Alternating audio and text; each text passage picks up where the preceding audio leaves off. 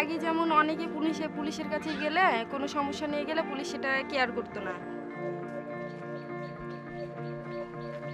এই সম্পর্কটা এমনই খারাপ ছিল যে মানুষ পুলিশ থেকে অনেক দূরে থাকতে চেষ্টা করতো।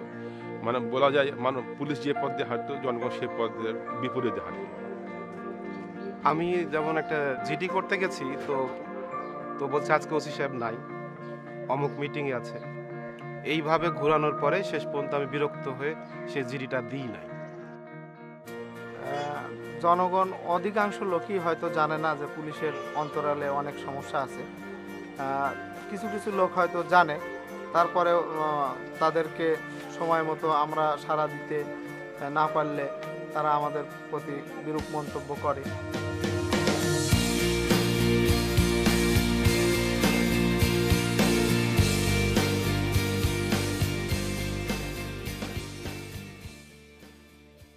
খরচের যোগানদাতা পুলিশ অ্যালোন না, এই public member of the community.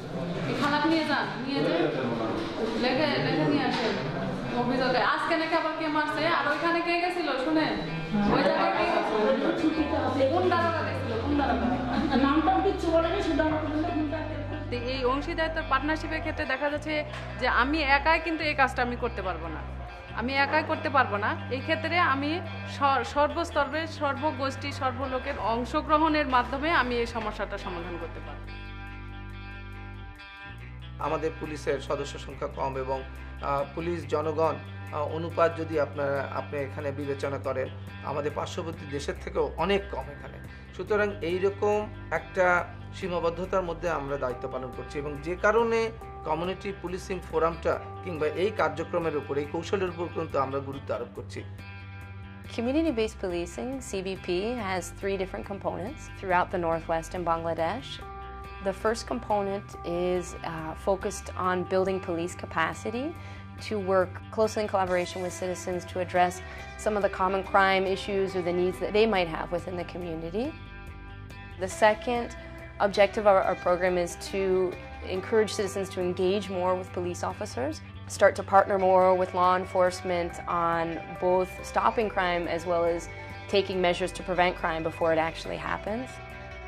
The third component of our program is a policy level component in which we're working very closely with police headquarters to scale up some of the community policing efforts that are taking place in the field and develop more of a structure and create more guidelines for the police officers and the citizens that are working on community policing.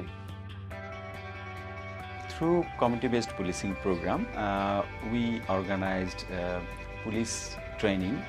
This is a 3-day training and we invited officer in charge, community policing officer and other sub-inspector to participate in this training.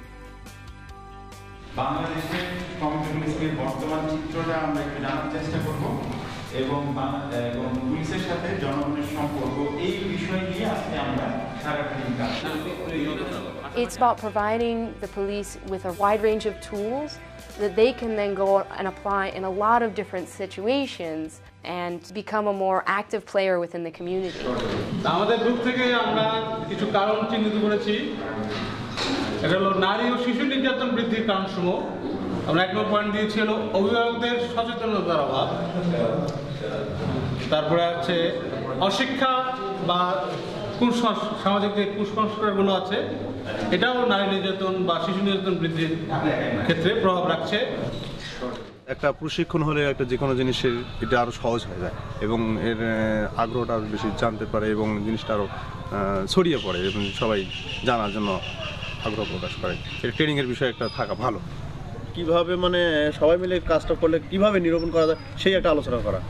এইগুলো বিষয়ে যদি আমরা আপনাদের সাথে কাজ করি, আপনারা যদি আমাদেরকে সাহায্য করেন, তাহলে আমরা কিন্তু সহজেই জিনিসটা মানে তাড়াতাড়ি পারবো কমাইতে, কিছুটা কিছু কমাইতে।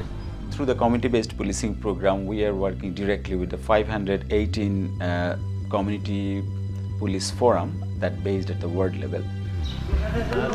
আপনার কথাও ঠিক আছে। একটা পুলিশ আর 100 হলো সাধারণ অন্যায়কারী, মানে অন্যায়কারী যারা, একটা পুলিশই যথেষ্ট, একটা পুলিশই। The Community Policing Forum, they're one of the few settings within which police and citizens have an opportunity to get together and talk solely about crime issues taking place in the community. Gradually we found that citizens feel they build a trust with those activities, and they also coming to the CPF and also bring the issues that are facing them at the local level.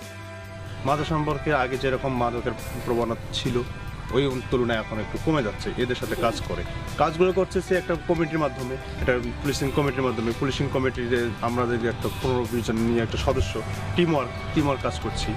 আগে তো বাধা দিচ্ছিল, তবে কেন যাব, এই করব, ওই থানা আছে, থানা দেখবে, এরকম অনেক রকম বলছিল।